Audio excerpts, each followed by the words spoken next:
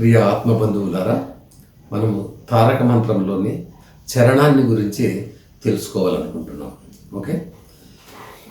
మచ్చికతో నితరాంతరంబుల మాయలలో బడబో కన్నా హెచ్చుగా 108 తిరుపతు లేల తిరుగు పని లేదన్నా తారక మంత్రము కోరిన దొరికెను ధన్యుడనైతిని ఓరన్నా. ఈయన రామదాసు మహానుభావుడు ఏమంటున్నాడంటే,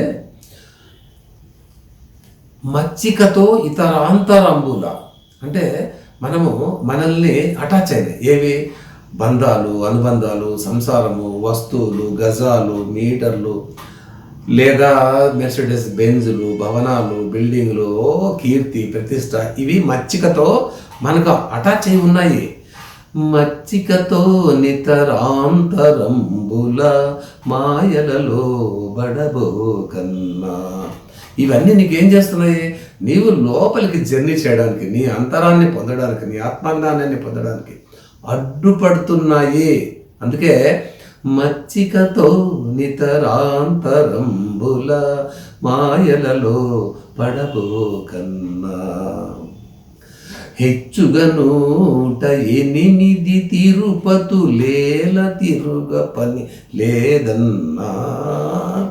నీవు మంత్రజాలం చేసుకుంటూ నీలోకి నువ్వు జర్నీ చేసి నీ సాధనలో నువ్వు ఉండడానికి నువ్వు ఎక్కడో ప్రయాసపడి కష్టపడి కొండలు, గుట్టలు, జర్నీలు, వేల కిలోమీటర్లు, ట్రావెలింగ్లు, యాక్సిడెంట్లు, ఆహారము, వ్యాధులు, బ్యాక్టీరియాలు, క్యూలో నిలబడ్డాలు, డబ్బు పోగొట్టుకోవడాలు, మోసపోవడాలు, ఇవన్నీ ఏం అవసరం ఉందంటే 108 తిరుపతులు తిరగాల్సిన అవసరం లేదండి. సర్వంలోనూ ఉన్నది ఒకే దేవుడైనప్పుడు నువ్వు డిఫరెంట్ టెంపుల్స్కి, కొండలకి, గుట్టలకి, ఇవన్నిటికి ఎందుకు తిరుగుతున్నావు అంటున్నాడు. ఎలా అంటున్నాడు? హెచ్చుగా 108 తిరుపతులు తిరుగ పని ఏలన్నా. అంటే ఎక్కడ వద్దు, స్థిరంగా ఒక దగ్గర కూర్చొని ప్రశాంతంగా నీ లోపలికి నువ్వు ఆ తారక మంత్రాన్ని జపించుకుంటూ నీ ఆంతరాంతరాల్లోకి నువ్వు వెళ్ళగలిగితే నీకు సాక్షాత్ నువ్వు భగవంతుడిని నువ్వు దర్శించుకోగలుగుతావు. ఇక్కడ కూర్చొనే ఎందుకు? అన్నిట్లోనూ ఉన్నటువంటి దేవుణ్ణి నువ్వు వెళ్ళిపోతున్నావు, జడా పదార్థాల్ని దైవంగా భావిస్తున్నావు. నీవే స్వయంగా భగవత్ స్వరూపానివి.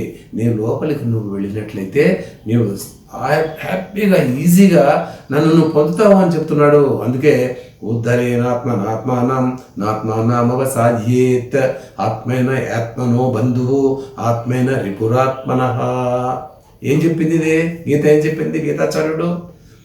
అయ్యా, ఉద్ధరేన ఆత్మానం, నీ ఆత్మను నువ్వు ఉద్ధరించుకో, నాకేంటి సంబంధము?